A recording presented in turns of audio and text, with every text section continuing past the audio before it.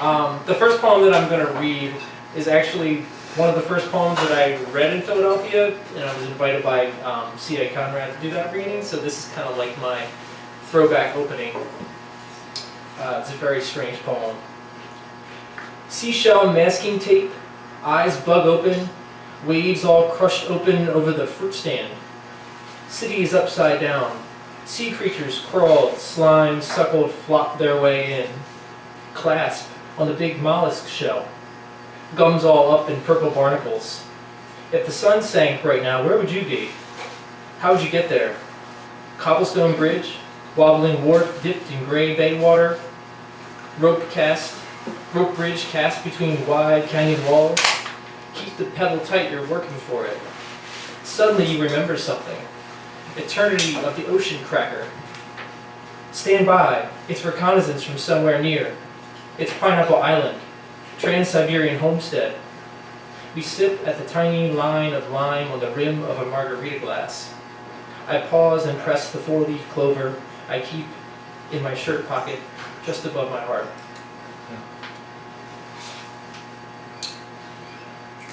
This is also, I think a friend of mine is arriving right now.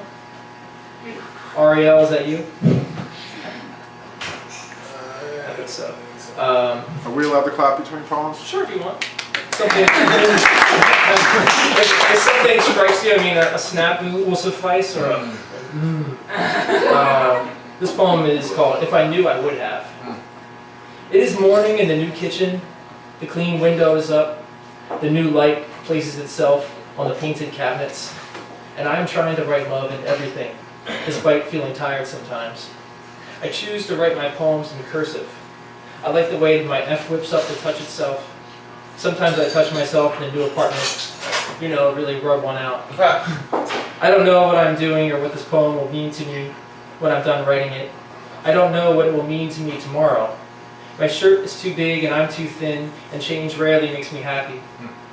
If I could, I'd stand still before the microwave and wait for instant dinners. Watch the terrible news anchors and let the seasons come as they may. They will, they do. And many times I feel lost on my Japanese bicycle, wind in my face going downhill, dodging potholes or on the L, with all its blue seats and its people. Often I wish to shake hands with someone new. Often I fear the whole hairy human race. I don't know what to write some days. If I could, I'd write monotony and kiss the words on the page until I felt closer to my longing.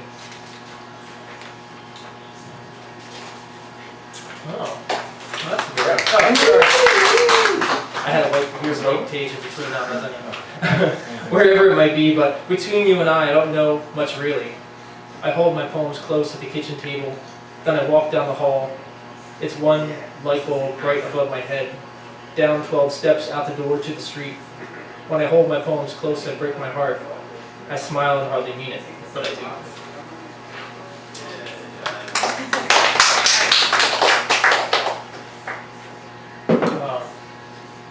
This poem is called Inheritance. I keep a German pocket watch picked from the jacket of a dead man by my great-grandfather in the corner of my underwear drawer. The one fact I have about him is this. He was mustard gassed in a trench over machine gun fire when machine guns were new. He took one breath and held it his entire life, carried that lump of gas in his throat to his lungs, where it would transform into cancer after years of dressing in blue overalls, to pound metal and lay brick for furnaces in a Pennsylvania steel mill. What kind of hurt earns a Purple Heart? In Okinawa, my grandfather traded his cigarettes for chocolate and a small Japanese flag. A paperwork mix-up and flat feet deemed him a clerk. Years later, he came home with a kind of holiness, dreaming of olive tents, olive jeeps, the good old boys, serpents cutting through the grass, birds passing overhead in the night. A musket ball lodged in the jaw of a skull beside the stone embankment, which feels the sun at first light as it travels sharp and ragged like an arrowhead, fragmented and left for the earth to consume and spit back in some other form. Between each ancient buried rib sprouts evergreens, pines, thistles, on, each sleepless hill against the next. We have these rolling hearts, my father and me, where no moss can grow. A tree falls somewhere, and I'm not sure how it sounds, but the bark is rough in our hands. How many dead men can you hide in a drawer? For years it carves a new hole in me. It gets in the corners of my eyes, behind my ears. I taste it between meals, and I inherit. And I hope to God what bloom again is good.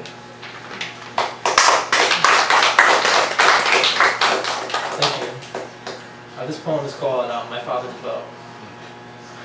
My father's bow was given to me with a leather shooting glove, soft from age, bowstring still taut, limb curvature still solid. He killed only once when his hair was long, like mine, when he rolled up his sleeves of his red flannel, when a small black lab followed his brown boots, after my mother came and went, and things changed. And when things changed, he pinned a small fox in the fall of '70. My father regretted the day he loosed his bolt from the knock and caught something sharp in his heart. A single drawing, the end of a love, brought by bow and give it to me.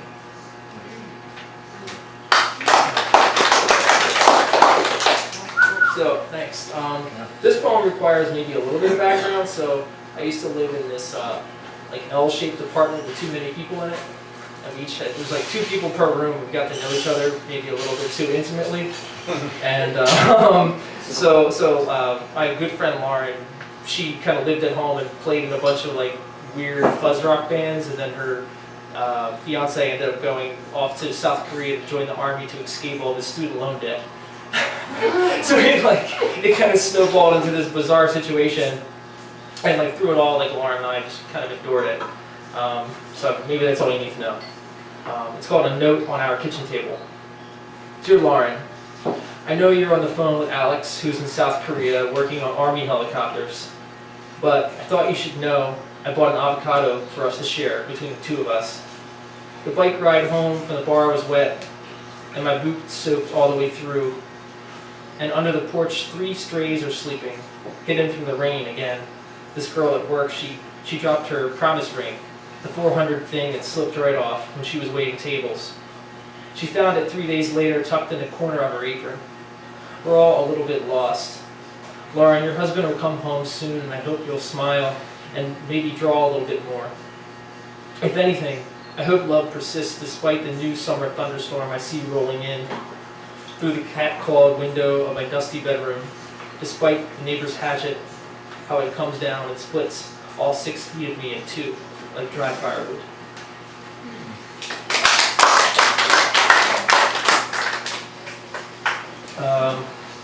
The house I grew up in had like 6 acres behind it, and it was just field upon field upon field, and it's still there, and sometimes I have this nightmare that one day I'll wake up and it's just like cookie-cutter plastic development.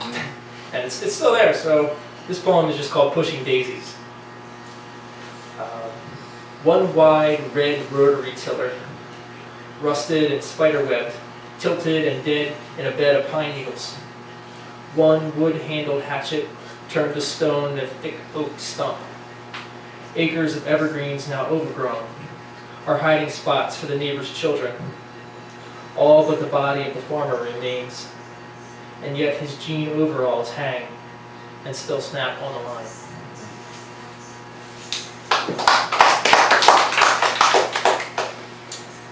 One of my first jobs was at this garden center in South Jersey, and it was one of those things where you kind of like learn to be in your place, whether you want to be there or not.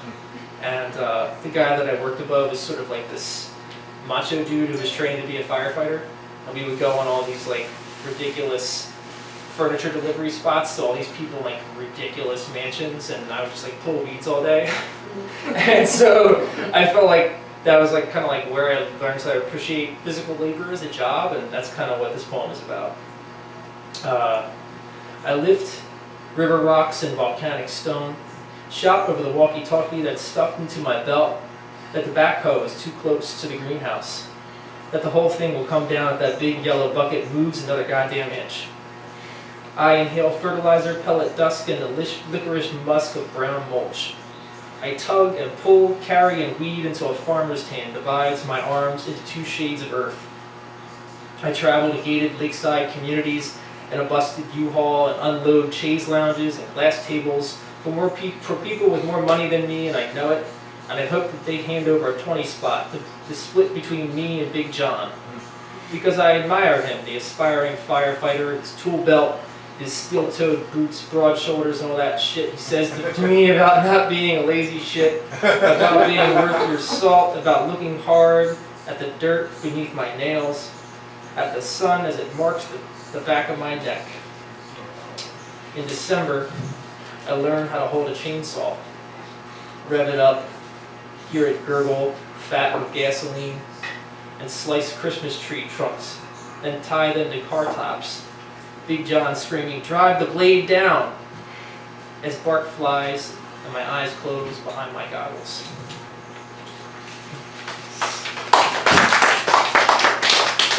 And 2.5 more. This is called, it's my part 2 of Lauren's poems. In the Kitchen with Lauren's Mom. Shout out to the Affordable Care Act for giving me health insurance. At 54, Lauren's mom stops by on Sundays for whole wheat pasta and off-brand red sauce. At the kitchen table, she tells us that she lived just off Lombard all her life, that she skipped school on Sundays to walk around with boys. She hiked her skirt up, was the hottest thing that took the L on the Broad Street line, north, south, east, and west. These days, she's broke, nearly homeless. She's tried, and she's tired.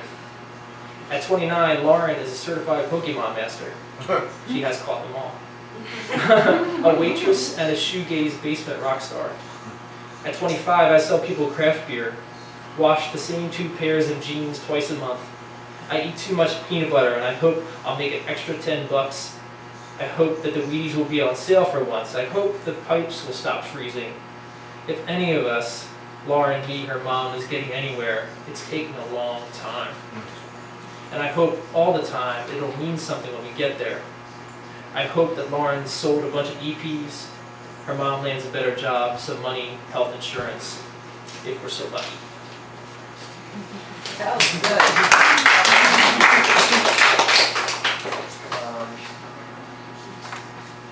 Moving towards away. When I edge towards darkness and it moves through me like air through a screen door, brushes me like a low-hanging branch of a dying oak with 1,000 rings. When anonymous birds call to me, their brown, black, and gray plumage shaking, hold me there for some time in the arms of your sunlit canopy until I can recall the rose of your best sweater. And this is the last one. Thank you. It's called Look at All the Things I've Written. There is a yellow sign on 45th Street above the laundromat that I can't read. An Indian market lined with grains and vegetables I cannot prepare.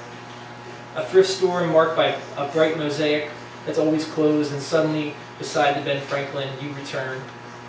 Westbound, just when I thought you wouldn't. Disguised in graffitied billboards, in the struts of my broken docks, in the steel cargo containers stacked atop each of my 1,000 ships, in the chambers of my cannons fixed to frigates long sunk, in all my churning pearls, in all of my waters as they rise, and then fall as rain, then gather between brownstones burst from gutters, drip from my apartment's ceiling, and onto my wooden bedroom floor, where I lie alone and think, I've never really left the ones I love. Yeah.